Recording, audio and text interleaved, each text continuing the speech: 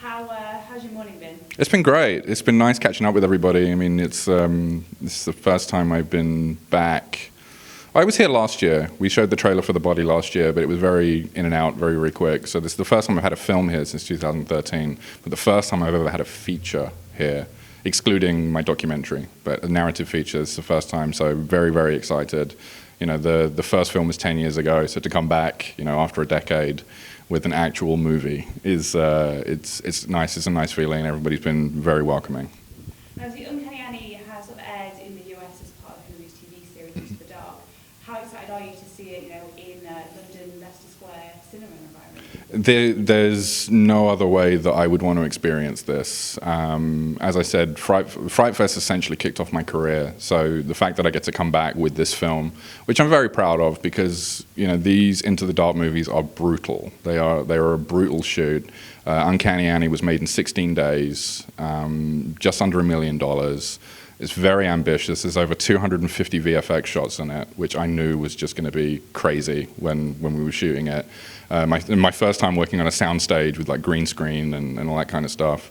And the fact that I got the script 3 weeks before we started shooting, you know. So it's a wonder to me that a lot of these movies turn out as well as they do, because they literally are, you know, you get your crew and you shoot, and it's just gung-ho. It's absolutely gung-ho. So I've got so much respect and so much love for any of the filmmakers that say yes to one of these, you know. But it's a wonderful experience, and I think for new filmmakers especially, because it kind of, in the nicest way possible, it kind of throws you in the deep end. Right, yeah. You know, you have to learn how to be resourceful and responsible on a film set, and these movies definitely demand that.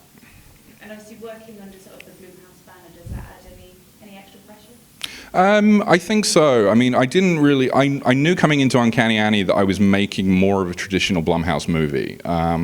The first one I did, which was the very first episode of Into the Dark, was a feature adaptation of my short film, The Body. And I knew as we were making that people were either going to love it or hate it, because it was very unlike a Blumhouse movie. And I think also there was a little bit of pressure because they were just coming off of the acclaim of Get Out. You know, so there was a lot of expectation coming in from Into the Dark. And what I did was essentially make It Happen One Night meets After Hours. You know, it's not a horror film, it's a very dark comedy.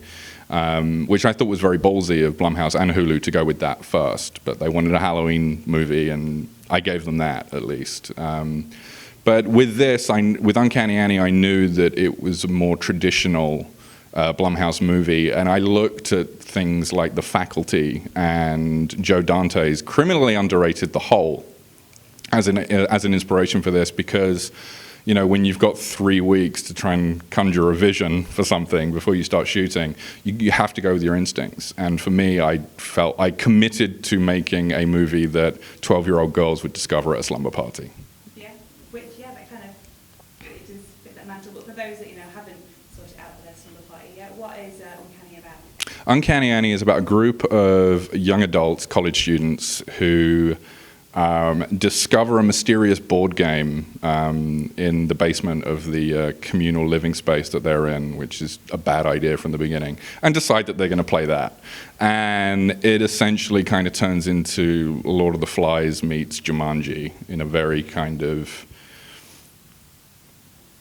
Blumhouse way, essentially. You know that when the first round is confessing your fears, that it's not going to go well for you for the rest of the night. So it's a fun thrill ride. You know, once it starts, it starts.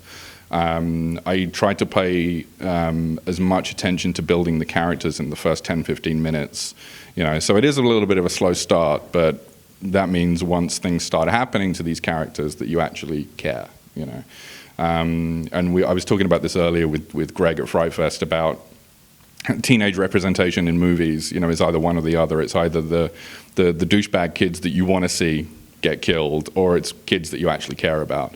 And I like to think maybe I have a little bit of both in these.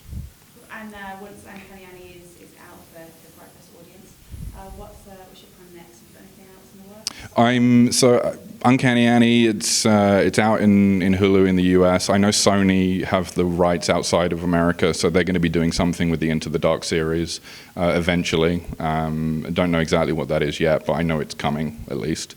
Right now, I'm reading new material and just taking a little bit of time out. I had a little bit of a personal tragedy earlier in the year, so I'm kind of taking time to heal and breathe. I'm actually starting to write a TV project as well, which I'm very excited about.